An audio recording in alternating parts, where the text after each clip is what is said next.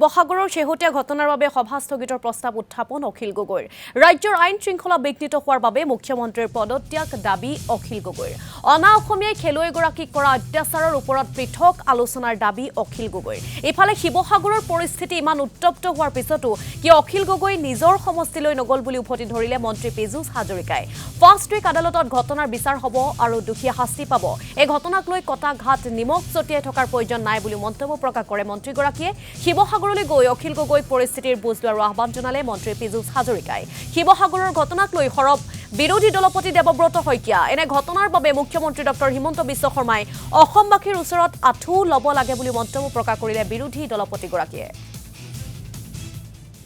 আগষ্ট তাৰিখৰ দিনা আমাৰ শিৱসাগৰৰ বাবুপট্টিত অৰুণ লাহতীৰ বাসগৃহৰ সন্মুখত ৰাষ্ট্ৰীয় পৰ্যায়ৰ পাঞ্জা খেলুৱৈ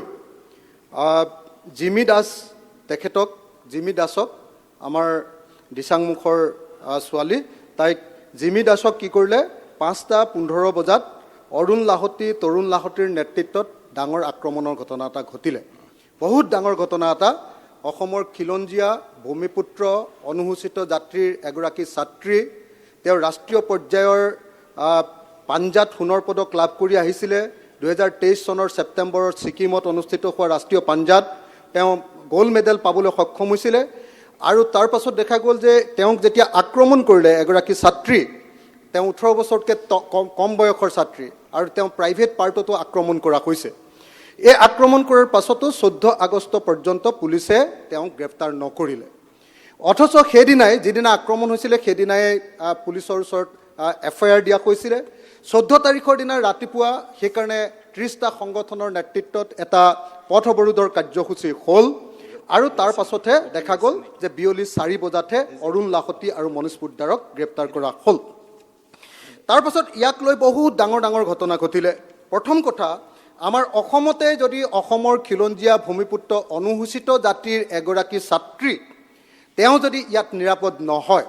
আৰু দিনৰ পোহৰত যদি নগৰৰ মাজমজিয়াত যদি তেওঁৰ ওপৰত আক্ৰমণ হ'ব পাৰে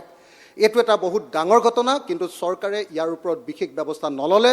অকল গ্ৰেপ্তাৰ কৰাৰ বাহিৰে তাৰ বাহিৰে কি কৰিলে তেওঁলোকে কোনো ব্যৱস্থা নললে তাৰ ফলস্বৰূপত কি হৈ গ'ল গোটেই ঘটনাটো এনেকুৱা হৈ গ'ল যে বহিৰাগত আৰু খিলঞ্জীয়া এনেকুৱা ধৰণৰ এটা ঘটনা হৈ গ'ল তাৰ পাছত দেখা গ'ল যে আপোনালোকে নিশ্চয় জানে যে তাৰ পাছত দুজন বিজেপিৰ সদস্য এজন বিজেপিৰ সদস্য সুমানী নামৰ এজন বিজেপি সদস্যই তেওঁ আকৌ আমাৰ আন্দোলন কৰা এজন সদস্যৰ ওপৰত আপোনাৰ এজাহাৰ দিলে এজাহাৰ দিয়াৰ লগে লগে আলফাই নিৰ্দেশ দিলে যে তুমি এজাহাৰ উঠাই লোৱা আলফাৰ নিৰ্দেশ দিয়াৰ লগে লগে পুলিচে তেওঁক ছিকিউৰিটি দিলে কিন্তু পুলিচৰ ছিকিউৰিটিলে তেওঁ আশ্বস্ত নহ'ল তেওঁ আলফাৰ নিৰ্দেশ অনুসৰি এজাহাৰ উঠাই ল'বলৈ বাধ্য হ'ল উঠাই ল'লে